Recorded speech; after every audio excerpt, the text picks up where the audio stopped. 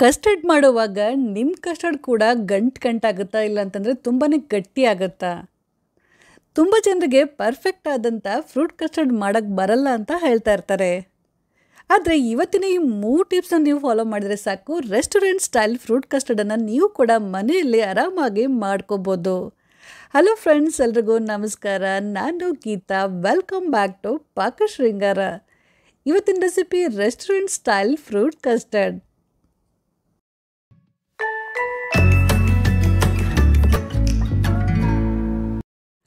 ಮೊದಲು ಒಂದು ಪಾತ್ರೆನ ಬಿಸಿ ಮಾಡೋಕ್ಕಿಟ್ಬಿಟ್ಟು ಇದರಲ್ಲಿ ಒಂದು ಅರ್ಧ ಲೀಟ್ರಷ್ಟು ಗಟ್ಟಿ ಹಾಲನ್ನು ಹಾಕ್ತಾಯಿದ್ದೀನಿ. ಈ ಹಾಲಲ್ಲಿ ನಾನು ಒಂದು ಅರ್ಧ ಕಪ್ನಷ್ಟು ಹಾಲನ್ನು ಉಳಿಸ್ಕೊಂಡು ಸೈಡಿಗೆ ಎತ್ತಿಟ್ಕೊತಾ ಇದ್ದೀನಿ. ಈಗ ಇದನ್ನು ಸಣ್ಣ ಉರಿಯಲ್ಲಿ ಬಿಸಿ ಮಾಡೋಕ್ಕೆ ಇಡಬೇಕು. ಈ ಕಡೆ ನಾನು ಒಂದು ಬೌಲಲ್ಲಿ ಉಳಿಸಿಟ್ಕೊಂಡಿರುವಂಥ ಅರ್ಧ ಕಪ್ ಹಾಲನ್ನು ಹಾಕ್ತಾಯಿದ್ದೀನಿ. ಇವಾಗ ಈ ಹಾಲಲ್ಲಿ ಒಂದು 3 ಟೇಬಲ್ ಸ್ಪೂನಷ್ಟು ಕಸ್ಟರ್ಡ್ ಪೌಡ್ರನ್ನು ಹಾಕಿಬಿಟ್ಟು ಚೆನ್ನಾಗಿ ಗಂಟಾಗದ ಹಾಗೆ ನಿಧಾನ ಮಿಕ್ಸ್ ಮಾಡಬೇಕು. ಗಮನ ಇರಲಿ ಫ್ರೆಂಡ್ಸ್, ಇದು ಹಸಿ ಹಾಲು, ಬಿಸಿ ಹಾಲಲ್ಲ. ಹಸಿ ಹಾಲಲ್ಲಿ ಕಸ್ಟರ್ಡ್ ಪೌಡ್ರ್ ಹಾಕಿದರೆ ಗಂಟಾಗಲ್ಲ ಮತ್ತು ಕಸ್ಟರ್ಡ್ ಕೂಡ ತುಂಬ ಅಂದರೆ ತುಂಬಾ ಚೆನ್ನಾಗಾಗುತ್ತೆ. ಟ್ರೈ ಮಾಡಿ ನೋಡ್ರಿ, ಈ ಥರ ಗಂಟಾಗ್ದಾಗೆ ಸ್ಮೂತ್ ಪೇಸ್ಟ್ ಆಗಬೇಕು. ಈ ಕಡೆ ನಾವು ಬಿಸಿ ಮಾಡೋಕ್ಕಿಟ್ಟಿರುವಂಥ ಹಾಲಲ್ಲಿ 1/4 ಕಪ್ಪಷ್ಟು ಸಕ್ಕರೆ ಹಾಕಿಬಿಟ್ಟು ಚೆನ್ನಾಗಿ ಮಿಕ್ಸ್ ಮಾಡಬೇಕು. ಅರ್ಧ ಲೀಟ್ರ್ ಹಾಲಿಗೆ 1/4 ಕಪ್ನಷ್ಟು ಸಕ್ಕರೆ ಕಡಿಮೆ ಆಗುತ್ತೆ. ನಮ್ಮ ಮನೇಲಿ ನಾವು ಸ್ವಲ್ಪ ಸ್ವೀಟ್ ಕಡಿಮೆ ತಿಂತೀವಿ, ಹಾಗಾಗಿ ನಾನು ಸಕ್ಕರೆ ಕಡಿಮೆ ಹಾಕ್ತಾಯಿದ್ದೀನಿ. ನಿಮ್ಗೆ ಇನ್ನೂ ಸ್ವಲ್ಪ ಸ್ವೀಟ್ ಜಾಸ್ತಿ ಬೇಕಂತಂದರೆ ನೀವು 1/4 ಕಪ್ ಜೊತೆ 2 ರಿಂದ 3 ಟೇಬಲ್ ಸ್ಪೂನಷ್ಟು ಸಕ್ಕರೆ, ಇನ್ನೂ ಸ್ವಲ್ಪ ಸಕ್ಕರೆನ ಜಾಸ್ತಿ ಹಾಕೋಬೋದು. ಸಕ್ಕರೆ ಎಲ್ಲ ಚೆನ್ನಾಗಿ ಕರಗಬೇಕು, ಆದರೆ ಹಾಲು ಮಾತ್ರ ತುಂಬ ಬಿಸಿ ಆಗಬಾರ್ದು. ಉಗುರು ಬೆಚ್ಚಗಂತಾರಲ್ಲ, ಸ್ವಲ್ಪ ಉಗುರು ಬೆಚ್ಚಗಿರಬೇಕು. ಈ ಥರ ಇದ್ದಾಗ ಈ ಸ್ಟೇಜಲ್ಲಿ ನಾವು ರೆಡಿ ಮಾಡಿದಂಥ ಕಸ್ಟರ್ಡ್ ಪೇಸ್ಟನ್ನು ಹಾಕಬೇಕು. ಎಲ್ಲ ಪೇಸ್ಟನ್ನು ಒಟ್ಟಿಗೆ ಹಾಕಬಾರ್ದು, ಸ್ವಲ್ಪ ಹಾಕ್ತಾ ನಿಧಾನ ಮಿಕ್ಸ್ ಮಾಡ್ತಾ ಹೋಗಬೇಕು. ಒಂದು ಕೈಯಿಂದ ಹಾಕಬೇಕು, ಇನ್ನೊಂದು ಕೈಯಿಂದ ಮಿಕ್ಸ್ ಮಾಡ್ತಾ ಹೋಗಬೇಕು. ಹಾಲು ತುಂಬ ಬಿಸಿ ಆದ ನಂತರ ನಾವು ಅದರಲ್ಲಿ ಕಸ್ಟರ್ಡ್ ಪೌಡ್ರ್ ಹಾಕಿದರೆ ಗಂಟಾಗುತ್ತೆ. ತುಂಬ ಬೇಗನೆ ಅದು ಗಟ್ಟಿನೂ ಆಗುತ್ತೆ, ಇಲ್ಲ ಅಂತಂದರೆ ಗಂಟಾಗುತ್ತೆ. ಹಾಗಾಗಿ ಉಗುರು ಬೆಚ್ಚಗಿರುವಾಗ ಸ್ವಲ್ಪ ಹಾಲು ಬಿಸಿ ಆಗುತ್ತಲ್ಲ, ಆವಾಗ ನಾವು ಕಸ್ಟರ್ಡ್ ಪೌಡ್ರನ್ನು ಹಾಕಬೇಕು. ಮತ್ತು ಒಂದ್ಸಲ ನಾವು ಕಸ್ಟರ್ಡ್ ಪೌಡ್ರನ್ನು ಹಾಕಿದ ನಂತರ ಸ್ವಲ್ಪ ಕೂಡ ಕೈ ಬಿಡಬಾರ್ದು. ಅದು ಚೆನ್ನಾಗಿ ಒಂದು ಕುದಿ ಬರೋವರೆಗೂ ಸ್ವಲ್ಪ ಕೂಡ ಕೈ ಬಿಡಬಾರ್ದು. ಕಂಟಿನ್ಯೂಸ್ ಆಗಿ ಅದನ್ನು ತಿರುಗಿಸ್ತಾನೆ ಇರಬೇಕು. ಕಸ್ಟರ್ಡು ತುಂಬ ಬೇಗನೆ ತಳ ಹಿಡಿಯುತ್ತೆ. ಸ್ವಲ್ಪ ತಳ ಹಿಡಿದ್ರೂ ಕೂಡ ಕಸ್ಟರ್ಡ್ ಟೇಸ್ಟೇ ಹಾಳಾಗತ್ತೆ. ಕಸ್ಟರ್ಡ್ ತಿನ್ನುವಾಗ ಒಂಥರ ಹೊತ್ತಿದ ವಾಸನೆ ಬರುತ್ತೆ. ಹಾಗಾಗಿ ಇದನ್ನು ಸ್ವಲ್ಪ ಕೂಡ ಕೈ ಬಿಡ್ದೇನೆ ಕಂಟಿನ್ಯೂಸ್ ಆಗಿ ತಿರುತ್ತಾನೆ ಇರಬೇಕು. ಸಣ್ಣ ಉರಿಯಲ್ಲಿ ಇಲ್ಲ ಅಂತಂದರೆ ಮೀಡಿಯಮ್ ಫ್ಲೇಮ್ನಲ್ಲಿ ಇದನ್ನು ಕೈ ಬಿಡ್ದೇನೆ ಕಂಟಿನ್ಯೂಸ್ ಆಗಿ ತಿರುಗಿಸ್ತಾನೆ ಇರಬೇಕು. 3 ರಿಂದ 4 ನಿಮಿಷದಲ್ಲಿ ಇದು ಗಟ್ಟಿ ಆಗ್ತಾ ಬರುತ್ತೆ. ನೋಡ್ರಿ, ಸ್ವಲ್ಪ ಕೂಡ ಗಂಟಾಗಿಲ್ಲ, ಎಷ್ಟು ಸ್ಮೂತ್, ಸಿಲ್ಕಿ, ಶೈನಿ ಆಗಿದೆ. ಈ ಥರ ಬರೋವರೆಗೂ ನಾವು ಇದನ್ನು ಕೈ ಬಿಡ್ದೇನೆ ತಿರುಗಿಸ್ತಾನೆ ಇರಬೇಕು, ಅಂದರೆ ಗಂಟಾಗಲ್ಲ.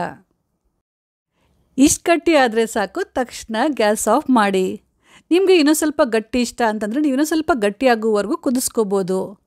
ಗ್ಯಾಸ್ ಆಫ್ ಮಾಡಿದ ನಂತರ ಇದರಲ್ಲಿ 1 ಟೇಬಲ್ ಸ್ಪೂನಷ್ಟು ಬೆಣ್ಣೆ ಹಾಕಿ ಚೆನ್ನಾಗಿ ಮಿಕ್ಸ್ ಮಾಡಬೇಕು. ಗಮನ ಇರಲಿ, ಗ್ಯಾಸ್ ಆಫ್ ಮಾಡಿದ ನಂತರ ನಾವು ಬೆಣ್ಣೆ ಹಾಕಬೇಕು. ಫ್ರೂಟ್ ಕಸ್ಟರ್ಡಲ್ಲಿ ಸ್ವಲ್ಪ ಬೆಣ್ಣೆ ಹಾಕೋದ್ರಿಂದ ಕಸ್ಟರ್ಡ್ಗೆ ಒಂದು ಶೈನಿಂಗ್ ಲುಕ್ ಬರುತ್ತೆ ಮತ್ತು ಕಸ್ಟರ್ಡ್ ಕೂಡ ತುಂಬ ಅಂದರೆ ತುಂಬಾ ಚೆನ್ನಾಗಾಗತ್ತೆ. ನೆಕ್ಸ್ಟ್ ಇವಾಗ ಇದರಲ್ಲಿ ಒಂದು ಅರ್ಧ ಕಪ್ನಷ್ಟು ಹಸಿ ಹಾಲನ್ನು ಹಾಕಬೇಕು. ಸ್ವಲ್ಪ ಹಾಲು ಹಾಕ್ತಾ ಮಿಕ್ಸ್ ಮಾಡ್ತಾ ಹೋಗಬೇಕು. ನಿಮಗೆ ಹಸಿ ಹಾಲು ಇಷ್ಟ ಇಲ್ಲ ಅಂತಂದರೆ ನೀವು ಕಾಯಿ ಸಾರಿಸಿದ ಹಾಲನ್ನು ಕೂಡ ಹಾಕೋಬೋದು. ಹೋಟೆಲ್ಗಳಲ್ಲಿ ಇಲ್ಲ ರೆಸ್ಟೋರೆಂಟ್ಗಳಲ್ಲಿ ಇದೇ ರೀತಿ ಹಸಿ ಹಾಲನ್ನು ಹಾಕ್ತಾರೆ. ಇದರಿಂದ ಕಸ್ಟರ್ಡು ತುಂಬ ಅಂದರೆ ತುಂಬ ಸ್ಮೂತ್, ಶೈನಿ, ಶಿಲ್ಕಿ, ಒಂಥರ ವೆಲ್ವೆಟಿ ಟೆಕ್ಸ್ಚರ್ ಬರುತ್ತೆ. ಹಾಗಾಗಿ ಹಾಕ್ತಾರೆ. ನೀವು ಬೇಡ ಅಂತಂದರೆ ಸ್ಕಿಪ್ ಕೂಡ ಮಾಡ್ಬೋದು. ಚೆನ್ನಾಗಿ ಮಿಕ್ಸ್ ಮಾಡಿದ ನಂತರ ತಕ್ಷಣ ಇದನ್ನು ಈ ಥರ ಒಂದು ಜರಡಿಯಲ್ಲಿ ಸೋಸ್ಕೋಬೇಕು. ಈ ಥರ ನಾವು ಕಸ್ಟರ್ಡನ್ನು ಸೋಸೋದ್ರಿಂದ ಇದರಲ್ಲಿ ಸಣ್ಣ ಪುಟ್ಟ ಗಂಟುಗಳೇನಾದರೂ ಉಳಿದಿದ್ರೆ ಅದು ಕ್ಲೀನ್ ಆಗುತ್ತೆ. ನಾವು ಎಷ್ಟೇ ಗಂಟುಗಳು ಒಡೆದ್ರೂ ಕೂಡ ಸ್ವಲ್ಪ ಸಣ್ಣ ಪುಟ್ಟ ಗಂಟುಗಳು ಉಳಿಯುತ್ತೆ. ಹಾಗಾಗಿ ಈ ಥರ ಜರಡಿ ಮಾಡೋದ್ರಿಂದ ಕಸ್ಟರ್ಡ್ ಇನ್ನಷ್ಟು ಸ್ಮೂತ್ ಮತ್ತು ಸಿಲ್ಕಿ ಆಗುತ್ತೆ. ನೋಡಿರಿ, ವಾವ್, ಎಷ್ಟು ಸ್ಮೂತ್ ಆಗಿದೆ. ಈಗ ಇದನ್ನು ಪೂರ್ತಿ ತಣ್ಣಗಾಗುವವರೆಗೂ ಈ ಥರ ಒಂದು ಅಗಲವಾದ ತಟ್ಟೆಯಲ್ಲಿ ನೀರು ಹಾಕಿಬಿಟ್ಟು ಇಡಬೇಕು. ಇದು ಪೂರ್ತಿ ಕಂಪ್ಲೀಟ್ಲಿ ತಣ್ಣಗಾಗಬೇಕು. ಒಂದು 15-20 ನಿಮಿಷದ ನಂತರ ಕಸ್ಟರ್ಡು ಪೂರ್ತಿ ತಣ್ಣಗಾಗಿರುತ್ತೆ. ಆವಾಗ ಅದನ್ನು ಮತ್ತೊಂದು ಸತಿ ಚೆನ್ನಾಗಿ ಮಿಕ್ಸ್ ಮಾಡಿ, ಆಮೇಲೆ ಒಂದು ಏರ್ ಟೈಟ್ ಡಬ್ಬ ತೊಗೊಂಡ್ಬಿಟ್ಟು ಇದರಲ್ಲಿ ಕಟ್ ಮಾಡಿದಂಥ ಫ್ರೂಟ್ಸ್ಗಳನ್ನು ಹಾಕಬೇಕು. ನಾನಿಲ್ಲಿ ದ್ರಾಕ್ಷಿ ತೊಗೊಂಡಿದ್ದೀನಿ. ದ್ರಾಕ್ಷಿನ ಒಂದು ಮಧ್ಯೆ ಈ ಥರ ಅರ್ಧ ಕಟ್ ಮಾಡಿ ಮಧ್ಯದಲ್ಲಿ ಸ್ಲಿಟ್ ಮಾಡಿ ಆಮೇಲೆ ಆ್ಯಪಲ್ ತೊಗೊಂಬಿಟ್ಟು ಆ್ಯಪಲನ್ನು ಸಿಪ್ಪೆ ತೆಗೆದು ಅದನ್ನು ತುಂಬ ಸಣ್ಣದಾಗಿ ಕಟ್ ಮಾಡಿ ಹಾಕಿ. ಆಮೇಲೆ ಬಾಳೆಹಣ್ಣು ತೊಗೊಂಡಿದ್ದೀನಿ, ಬಾಳೆಹಣ್ಣು ಕೂಡ ಅದನ್ನು ತುಂಬ ಸಣ್ಣದಾಗಿ ಕಟ್ ಮಾಡಿ ಹಾಕ್ತಾಯಿದ್ದೀನಿ. ಆಮೇಲೆ ಕೆಲವೊಂದು ಡ್ರೈ ಫ್ರೂಟ್ಸ್ಗಳನ್ನು ಕೂಡ ನಾನು ಯೂಸ್ ಮಾಡ್ತಾಯಿದ್ದೀನಿ. ಗೋಡಂಬಿ, ದ್ರಾಕ್ಷಿ, ಕಪ್ಪು ದ್ರಾಕ್ಷಿನ ಯೂಸ್ ಮಾಡಿದ್ದೀನಿ. ತುಂಬ ಚೆನ್ನಾಗಾಗುತ್ತೆ, ಟ್ರೈ ಮಾಡಿ ನೋಡಿರಿ.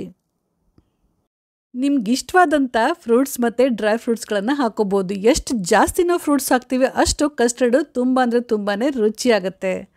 ಅದರಲ್ಲಿ 2 ವಿಷಯ ನೀವೇನು ಗಮನದಲ್ಲಿಡಬೇಕಪ್ಪ ಅಂತಂದರೆ, ಯಾವುದೇ ಫ್ರೂಟ್ಸ್ ತೊಗೊಂಡ್ರು ಕೂಡ ಅದನ್ನು ತುಂಬ ಸಣ್ಣದಾಗಿ ಕಟ್ ಮಾಡಿ ಹಾಕಬೇಕು. ಅಂದರೆ ಕಸ್ಟರ್ಡು ತುಂಬ ಅಂದರೆ ತುಂಬಾ ಚೆನ್ನಾಗಾಗುತ್ತೆ. ಮತ್ತು ಈ ಮೋಸಂಬಿ, ಪೈನಾಪಲ್, ಆರೆಂಜ್ ಈ ಥರದ ಹುಳಿ ಪದಾರ್ಥ ಅಥವಾ ಹುಳಿ ಹಣ್ಣುಗಳನ್ನು ಹಾಕಬಾರ್ದು. ಆಮೇಲೆ ಈ ಮ್ಯಾಂಗೋ, ಚಿಕ್ಕು, ದಾಳಿಂಬೆ, ಸ್ಟ್ರಾಬೆರಿ ಇಂಥದ್ದೆಲ್ಲ ಹಾಕ್ಬೋದು, ಅದು ಚೆನ್ನಾಗಿರುತ್ತೆ.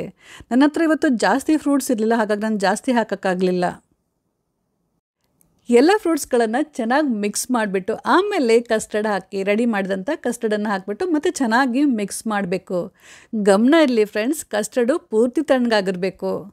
ಆಮೇಲೆ ಇನ್ನೊಂದು ವಿಷಯ ನೀವೇನು ಗಮನದಲ್ಲಿಡಬೇಕಪ್ಪ ಅಂತಂದರೆ, ಫ್ರೂಟ್ಸ್ ಹಾಕಿದ ನಂತರ ಕಸ್ಟರ್ಡು ಸ್ವಲ್ಪ ನೀರಾಗುತ್ತೆ. ಯಾಕಂದರೆ ಎಲ್ಲ ಫ್ರೂಟ್ಸ್ಗಳು ನೀರು ಬಿಟ್ಕೊಳ್ಳುತ್ತೆ. ಹಾಗಾಗಿ ನಿಮಗೆ ಕಸ್ಟರ್ಡ್ ಕನ್ಸಿಸ್ಟೆನ್ಸಿ ಯಾವ ರೀತಿ ಬೇಕು ಅಂತ ನೋಡ್ಕೊಳ್ಳಿ. ಯಾಕಂದರೆ ಕೆಲವೊಬ್ಬರಿಗೆ ಸ್ವಲ್ಪ ತಿಳಿ ಇಷ್ಟ ಆಗುತ್ತೆ, ಇನ್ನು ಕೆಲವರಿಗೆ ಗಟ್ಟಿ ಇಷ್ಟ ಆಗುತ್ತೆ.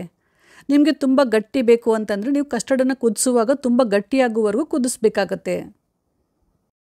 ಈಗ ಇದ್ರ ಮೇಲೆ ಟೈಟಾಗಿ ಒಂದು ಲಿಡ್ನ ಕ್ಲೋಸ್ ಮಾಡಿಬಿಟ್ಟು ಒಂದು 3-4 ಗಂಟೆವರೆಗೂ ಇದನ್ನು ಫ್ರಿಜ್ಜಲ್ಲಿ ಸೆಟ್ ಆಗೋಕ್ಕೆ ಇಡಬೇಕು. ಸೆಟ್ ಅಂದರೆ ಐಸ್ ಕ್ರೀಮ್ ಥರ ಇದು ಗಟ್ಟಿ ಹಾಕೋದೇನು ಬೇಡ, ಫುಲ್ ತಣ್ಣಗಾದರೆ ಸಾಕು. ಒಂದು 3-4 ಗಂಟೆ ನಂತರ ಚೆನ್ನಾಗಿ ಸೆಟ್ ಆಗಿರುತ್ತೆ. ಆವಾಗ ಅದನ್ನು ಫ್ರಿಜ್ಜಿಂದ ತೆಗೆದುಬಿಟ್ಟು ತಂಪಾದಂಥ ಕೂಲಾದಂಥ ಮಿಕ್ಸ್ ಫ್ರೂಟ್ಸ್ ಕಸ್ಟರ್ಡನ್ನು ಎಂಜಾಯ್ ಮಾಡಿ. ಸೊ ಫ್ರೆಂಡ್ಸ್, ಇವತ್ತಿನ ಸ್ಪೆಷಲ್ ಕಸ್ಟರ್ಡ್ ರೆಸಿಪಿ ನಿಮ್ಮೆಲ್ರಿಗೂ ಇಷ್ಟ ಆಗಿರ್ಬೋದು ಅಂತ ಅಂದ್ಕೊಂಡಿದ್ದೀನಿ. ಇಷ್ಟ ಆಗಿದ್ರೆ ನೀವು ಕೂಡ ಖಂಡಿತ ಟ್ರೈ ಮಾಡಿಬಿಟ್ಟು ಹೇಗಾಗಿತ್ತು ಅಂತ ಕಮೆಂಟ್ ಮಾಡಿ ತಿಳಿಸಿ. ಮತ್ತು ಇಲ್ಲಿವರೆಗೂ ನೀವೇನಾದರೂ ನಮ್ಮ ಚಾನಲ್ನ ಸಬ್ಸ್ಕ್ರೈಬ್ ಮಾಡಿಲ್ಲ ಅಂತಂದರೆ ಪ್ಲೀಸ್ ಸಬ್ಸ್ಕ್ರೈಬ್ ಮಾಡಿ. ಹಾಗೆ ಪಕ್ಕದಲ್ಲಿರುವಂಥ ಬೆಲ್ಲನ್ನು ಮರೀದೆ ಕ್ಲಿಕ್ ಮಾಡಿ. Thank you.